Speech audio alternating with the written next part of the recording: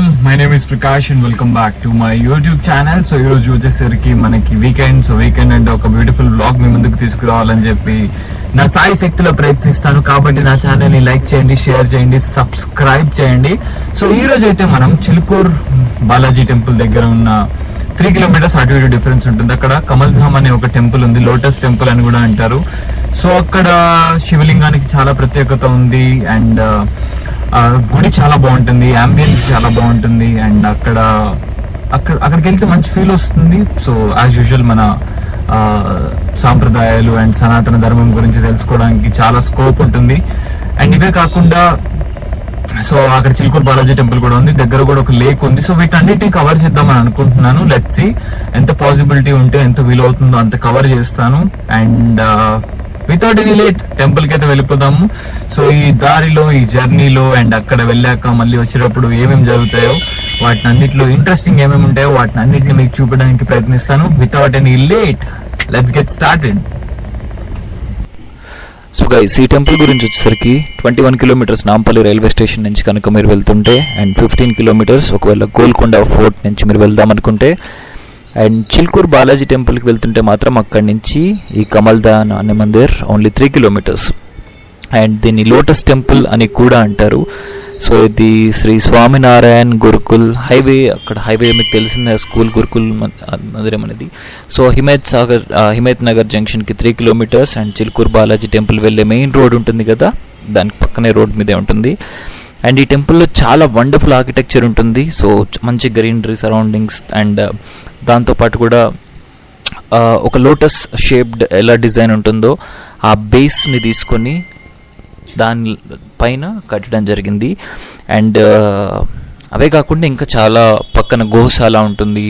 So చాలా మంచి ఒక బ్యూటిఫుల్ ఎన్వైరన్మెంట్ ఉంటుంది ఆ టెంపుల్లో బేసిక్గా. ఇవే కాకుండా అక్కడి నుంచి మళ్ళీ మనం చిలుకూరు బాలాజీ ఒక 3 కిలోమీటర్స్ ట్రావెల్ చేస్తే చిలుకూరు బాలాజీ టెంపుల్కి వెళ్ళిపోవచ్చు. అండ్ అటు పక్కన హిమాయత్ సాగర్ లేక్ కూడా చూడొచ్చు. సో అదనమాట, ఒక చోటికి వెళ్దామని ప్లాన్ చేసుకొని మనం ఒక 3 to 4 ప్లేసెస్ కవర్ చేసి రావచ్చు. ఈ టెంపుల్కి వెళ్తే అదొక బెనిఫిట్ అన్నమాట. అండ్ ఇదే కాదు, ఈ శివలింగానికి కూడా చాలా ప్రత్యేకతలు ఉన్నాయి. పక్కన గురుకుల్ స్కూల్కి కూడా చాలా ప్రత్యేకతలు ఉన్నాయి. సో వీటన్నిటినీ అండ్ ఆ శివలింగం లోటస్ షేప్ మీద ఎందుకు పెట్టారు, వాటికి ప్రతిదానికి ఒక హిస్టరీ ఉంది. సో దాన్ని కూడా నేను మీకు తెలియజేస్తాను. సో ఈ ఆలయంలో ఉన్న విగ్రహం శివలింగం పురుషోత్తం బాయ్ అనే భక్తునికి భగవత్ అనుగ్రహంతో నర్మా నది తీరంలో దొరికిందనమాట. సో ఈ శివలింగానికి శివునికి ఉన్నట్లు సహజంగా ఉన్న చిహ్నాలు కనిపిస్తాయి మీకు. So let's start. గైస్, ఏ గుడికి వెళ్ళినా పార్కింగ్ ఏరియా చాలా ఇంపార్టెంట్. సో మీకు ఇప్పుడు పార్కింగ్ ఏరియా చూపిస్తాను. పార్కింగ్ ఏరియా చూడండి ఎలా ఉందో. పార్కింగ్ అయితే నేను సండే వెళ్ళినప్పుడు నాకు పెట్టుకోవడానికి బాగానే స్పేస్ దొరికింది అండ్ ఎటువంటి అమౌంట్ అయితే ఛార్జ్ చేయలేదు. చాలా స్పేషియస్గానే ఉంది, ఎందుకంటే ఫ్లో ఉంది, వస్తూ ఉంటారు భక్తులు, వెళ్ళిపోతూ ఉంటారు కాబట్టి ఎవరి వెహికల్స్ అక్కడ ఎక్కువసేపు పెట్టడానికి లేకుండా ఉంది. ఒకటి మనం వచ్చామా, దర్శనం చేసుకున్నామా, వెళ్ళిపోయామా అన్నట్టు ఉంది. ఒక కార్ తీసేస్తారు, వేరే కార్ పెట్టుకోవచ్చు. నాకైతే పార్కింగ్ ఎటువంటి ఫీ తీసుకోలేదు అనమాట. సో గైస్, మొత్తానికైతే మనం లోపలికి వచ్చేసాము. చాలా బాగుంది గైస్. ఎంట్రన్స్లో మనకి ఆ డివైన్ వైబ్ వస్తుంది. సో లోపలికి వెళ్తున్న కొద్దీ, చూసే కొద్దీ అరే ఇంత మంచి టెంపుల్ని మిస్ అయ్యామా ఇన్నాళ్ళు చూడకుండా అన్న ఫీల్ అయితే వస్తుంది. కొన్ని వర్క్స్ ఉండే అటు సైడ్ కాలేజెస్ ఉంటాయి. సో పని మీద నేను అటు విజిట్ అయినప్పుడు ఈ టెంపుల్ని చూశాను అనమాట. అప్పటి నుంచి నాకు ఈ టెంపుల్కి వెళ్ళాలి, చూడాలి అన్న ఇంటెన్షన్ ఉంది. బట్ వెళ్ళిన ప్రతిసారి ప్రశాంతంగా వెళ్ళి మనకి కుదిరినంత టైం అక్కడ కూర్చొని సో హడావుడి పడకుండా చూసి రావాలన్న ఇంటెన్షన్ ఉంది. అందుకే కొంచెం లేట్ అయినా కూడా వెళ్ళాను ఈరోజు. అండ్ చూసుకోవచ్చు, ఇది మనకి ఎంట్రన్స్. ఇటు సైడ్ నుంచి జనాలు వెళ్తారు, అటు సైడ్ నుంచి వస్తారు. రెండు వైపులా మనకి ఎడం వైపు కుడి వైపున మనకి కలశాల ఆకారంలో కట్టారు వాటిని. సో పైకి వెళ్తాను, మీకు అటు సైడ్ ప్లస్ ఇటు సైడ్ ఏమి ఉన్నాయో అన్నీ చూపిస్తాను. వెనకాల కూడా చాలా పెద్ద విస్తీర్ణంలో కట్టారు ఈ గుడి అయితే. సో ఇది మనకి ఎంట్రన్స్లో వెళ్ళేటప్పుడు వచ్చే వ్యూ అయితే.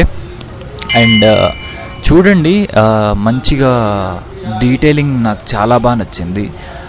చూస్ చేసుకున్న లొకేషన్తో పాటు మంచి డీటెయిలింగ్ ఉంది వీళ్ళు ఇచ్చిన ప్రతి దానికి. సో ఇప్పుడు టెంపుల్లోకి అయితే వెళ్తున్నాం అండ్ ఇక్కడ మీరు కావాలనుకుంటే పాస్ చేసి చూసుకోవచ్చు ఏంటి టెంపుల్ అదంతా.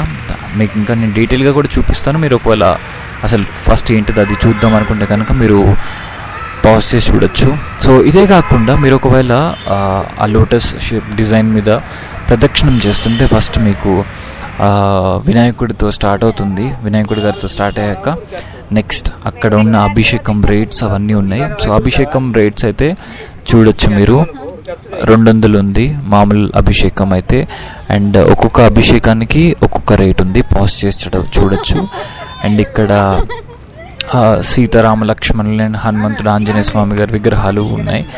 సో చాలా నీట్గా ఉన్నాయి. మనకు చూస్తుంటే లైవ్లీ చూసామన్న ఫీల్ వస్తుంది. అండ్ పైన డిజైన్ కూడా, పైన ఆర్కిటెక్చర్ కూడా చూడొచ్చు. అలా మనం ముందుకు వెళ్తే మనకి చుట్టుపక్కల మొత్తం ఒక ప్రదక్షిణం చేస్తుంటే మీరు ఆల్మోస్ట్ అన్ని దేవుల్ని కవర్ చేసామనే ఫీల్ అయితే వస్తుంది. సో ఎక్కడికి వెళ్ళినా ఈ పావురాలు గోలు తప్పట్లేదు. కాసేపు అలా కూర్చొని నెక్స్ట్ చూడండి ఇక్కడ రాధాకృష్ణులు ఉన్నారు.